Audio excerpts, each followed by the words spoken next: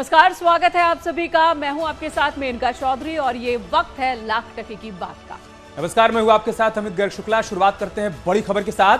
हैदराबाद में अलविदा की नमाज के बाद भाषण देते हुए खरगोन और जहांगीरपुरी हिंसा को लेकर ओवैसी साहब भावुक हो गए। उन्होंने कहा कि एक धर्म विशेष को टारगेट किया जा रहा है। उन्होंने ये भी कहा कि हमारी कौम पर जुल्म ढाए जा रहे हैं, डराया जा रहा है, धमकाया जा रहा है। आगे वो कहते हैं कि हम डरने वाले हैं नहीं, हम मैदान छोड़कर नहीं जाएंगे।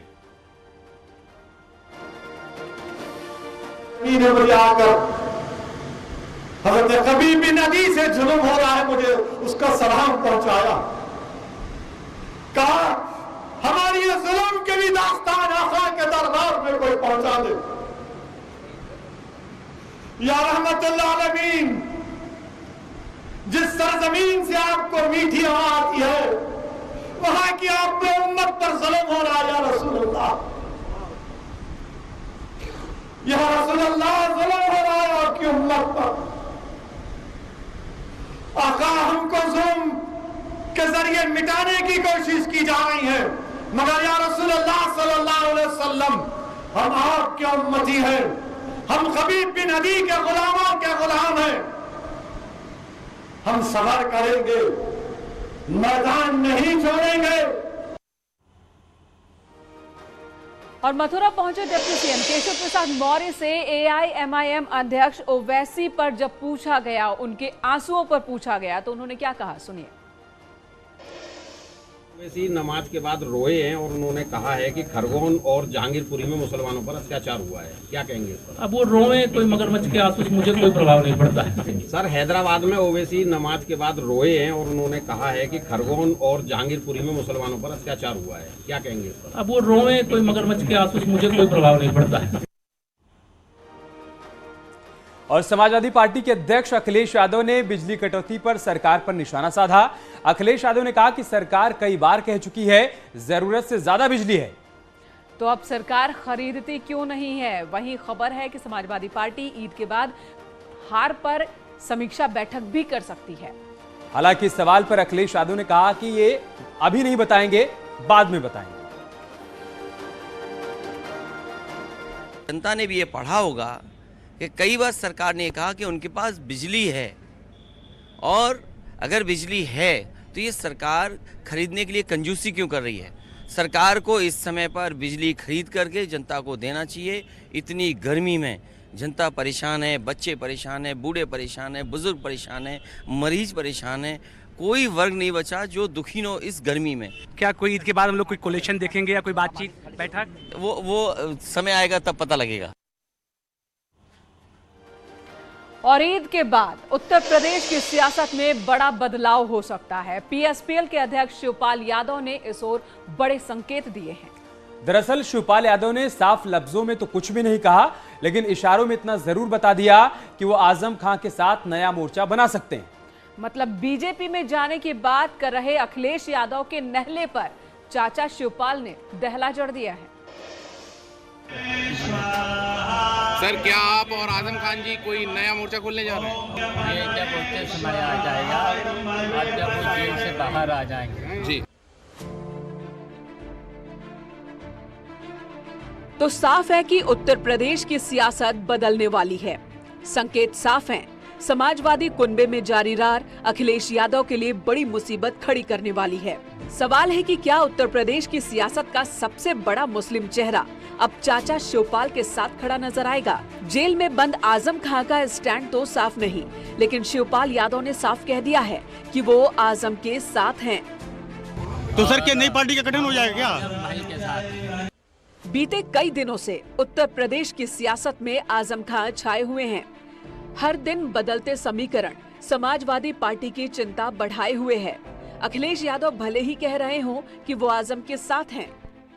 मैं इस बात में बहुत साफ कर दूं, समाजवादी पार्टी पहले दिन से आदरणीय आजम खान साहब के साथ खड़ी है।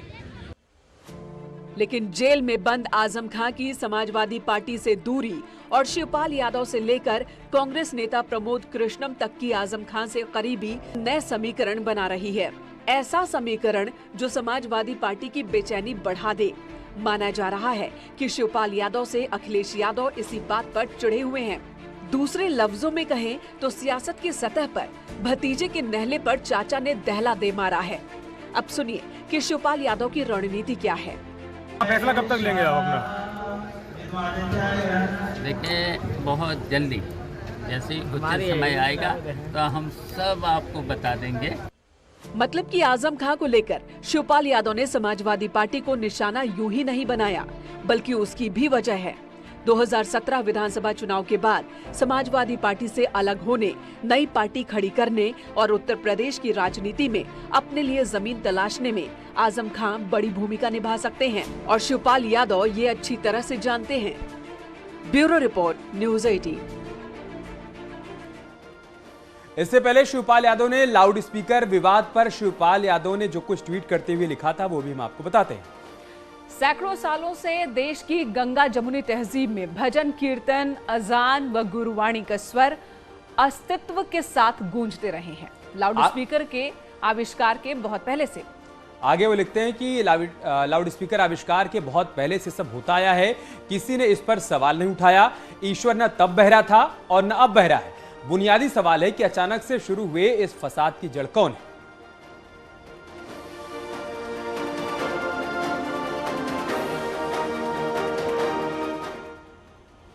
और कल दिल्ली में होने वाली है मुख्यमंत्रियों की कॉन्फ्रेंस और इस कॉन्फ्रेंस में शामिल होने के लिए सीएम योगी आदित्यनाथ दिल्ली पहुंच चुके हैं।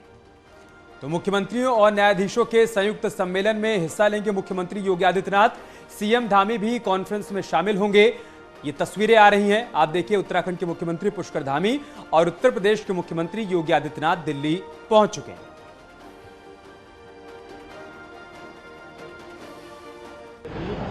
वो चूंकि एक ये मुख्यमंत्री और चीफ जस्टिस महोदय और सभी लोगों का जो है सम्मेलन है, उस सम्मेलन में प्रतिभाग करना। सीएम योगी के निर्देशों के बाद मंत्री फील्ड में हैं, अलग अलग क्षेत्रों में जा रहे हैं और समस्याओं का जायजा भी ले रहे हैं। दरअसल सीएम योगी ने सभी मंत्रियों को समूहों में बांटकर अलग अलग मंडल असाइन किया है और शुक्रवार से रविवार तक इन क्षेत्रों में रहने के लिए कहा गया है।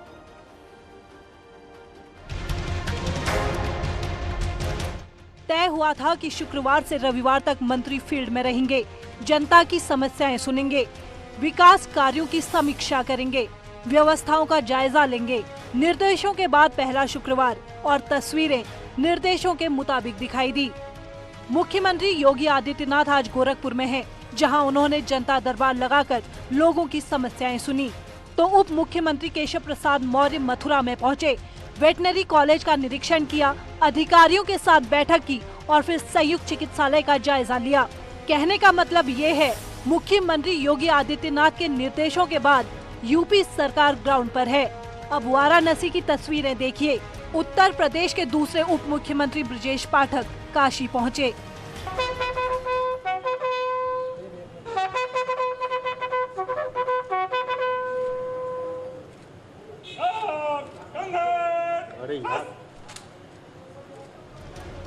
इस दौरान उप मुख्यमंत्री ब्रजेश पाठक के सामने स्वास्थ्य सेवाओं का सवाल उठा।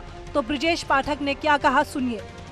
कि अस्पतालों में व्यवस्था सुधारने के लिए हमारी सरकार का संकल्प है और आपको सुधार अच्छी तरह दिखेगा, आप चिंता कीजिए। उधर कैबिनेट मंत्री संजय निषाद आज आजमगढ़ के दौरे पर रहे, अस्पतालों के हालात का जायजा लिया। इस दौरान अस्पतालों में कहीं गंदगी दिखी, कहीं व्यवस्था चरमराई हुई, जिसे देख मंत्री जी का पारा बढ़ गया। मीडिया से बोले व्यवस्था ठीक है लेकिन पूरी तरह से नहीं। कुछ है, अव्यवस्थाएं हैं लेकिन इतनी नहीं है, उसके लिए हिदायत दी गई है। और माननीय मुख्यमंत्री जी का सोच है, मंशा है कि सारी व्यवस्था सही हो। उसमें चिकित्सा व्यवस्था एक नंबर पर है, क्योंकि सबसे ज़्यादा जो अस्पताल है, जो सरकारी अस्पताल है, उसकी सुविधा गरीब लेते हैं या ऐसे समय लेते हैं जो गैर टाइम होता है। कोरोना संकट के बाद से स्वास्थ्य सेवाओं में सुधार योगी सरकार की प्राथमिकता में है, लिहाजा सभी फील्ड में निकल रहे मुख्यमंत्री प्रमुखता से अस्पतालों में जा रहे हैं, जायजा ले रहे हैं। उम्मीद है अब स्वास्थ्य सेवाएं सुधरेंगी। Bureau report, news 18। इधर डिप्टी सीएम ब्रजेश पाठक का औचक निरीक्षण हुआ हरहुआ पीएचसी सेंटर। मेडिकल अधिकारी को इस दौरान उन्होंने फटकार लगाई है। लापरवाह रवैये पर जमकर फटकार लगाई गई डिप्टी सीएम ब्रजेश पाठक की तरफ से। नहीं, हमको जानकारी मिली है पीने के पानी की कमी है।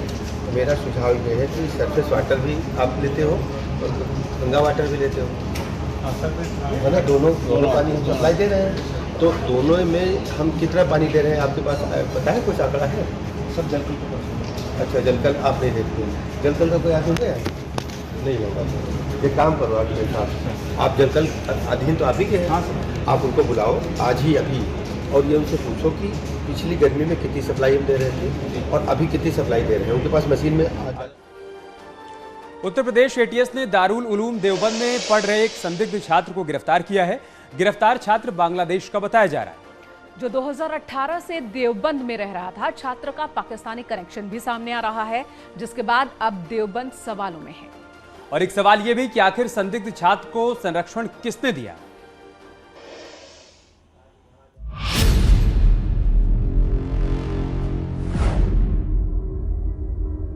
देवबंद से फिर जुड़ा आतंकी कनेक्शन, एक छात्र गिरफ्तार, किसने दिया संरक्षण।